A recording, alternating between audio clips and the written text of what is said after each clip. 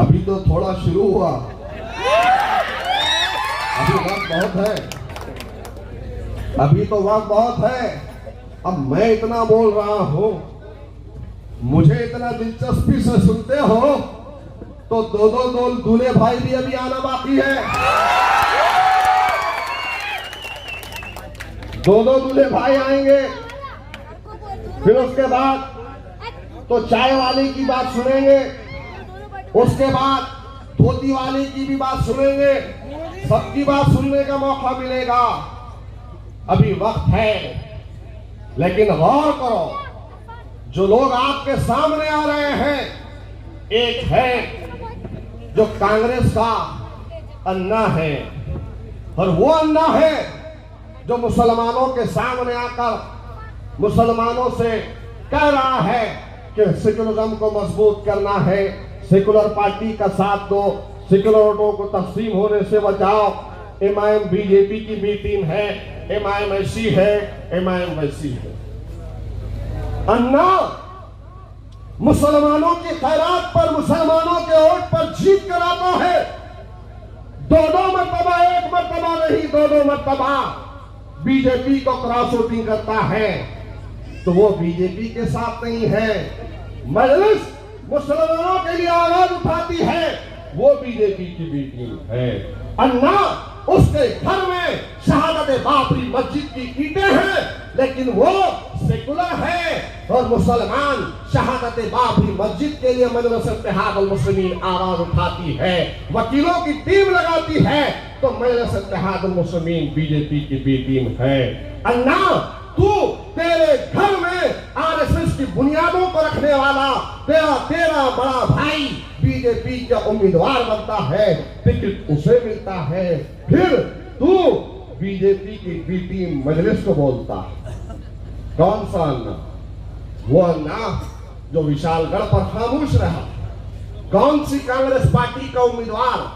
वो अन्ना जिसके जुल्म की दास्तान किशनपुरी के मुसलमान बोलते हैं। कौन सा अन्ना? वो अन्ना जिसने टीवी चैनलों के सामने आकर बेसाख था, जो दिल में था वो बात जबान पे आई, और कहता है कि पहले 70-80 हजार से जीत कर आए थे, अब नांदेड़ की जनता बीजेपी के उम्मीदवार को 2 लाख से जिताए। वो अन्ना जो विशालगढ़ पर खामोश रहा, वो अन्ना जो रामगिरी पर नहीं बोलता, वो अन्ना जब उसे बुलाया जाता है तो कहता है समाज नाराज हो जाए, और फिर हमसे आकर कहता है कि मुसलमानों मुझे वोट दो, मुसलमानों अपनों को पहचानो। मेरे प्यारे भाइयों, जहां तक मेरी आवाज जा रही है, मेरी पर्दानशीन माँ और बहनों, अपनों को पहचानो। आपका दर्द सीने में रखकर फिरता हो, अरे आज कुछ नहीं हो तो ये सब कुछ कर रहा हो। एक मर्तबा मौका अगर मिल जाएगा तो बता दूंगा महाराष्ट्र के अंदर कि मुसलमानों का एमएलए आमदार कैसा होता।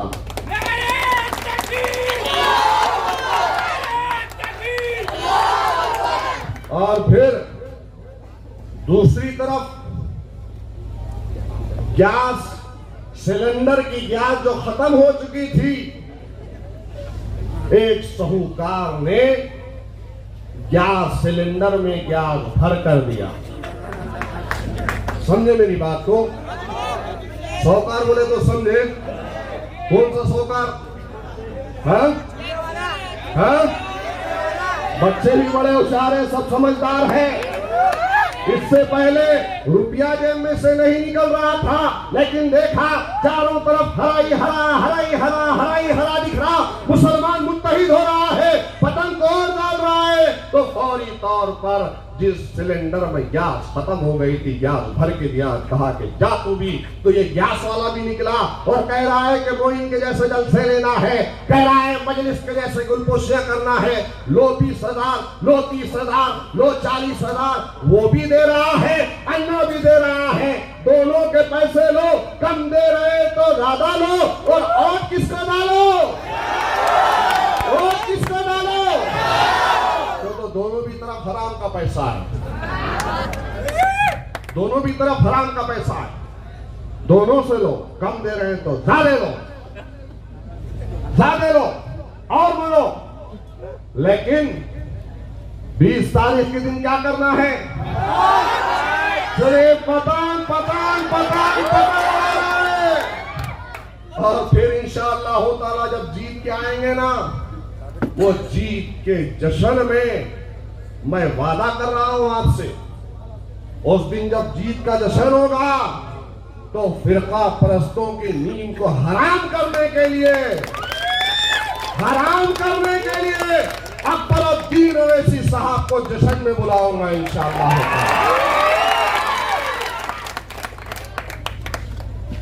इसलिए वक्त की कमी तो है, बोलना बहुत कुछ था, इसके बाद भी आऊंगा तो बोलूंगा। बस आप से एक इल्तिजा है, एक इल्तिमास है, एक दरख्वास्त है। सबको मेरे भाई आपने मौका दिया, अल्हम्दुलिल्लाह। आज आप सब तरफ गौर करो, दक्षिण में मुसलमानों की एक सोच बन चुकी है कि अब की बार इस दीवाने को जिताना है, मजलिस को कामयाब करना है। बस उस सोच को कायम रखो, उस सोच को कायम रखो, किसी की बातों में ना आओ, अपने वोटों को शीरनी की तरह तकसीम ना होने दो, एक हो जाओ, नेक हो जाओ, हालात को बदल दो। नारे तकबीर, दोनों हाथ उठा के नारा मारो, नारे तकबीर, नारे तकबीर, नारे तकबीर। वाक़िअत दावाना अनिल हम्दुलिल्लाहि रब्बिल आलमीन।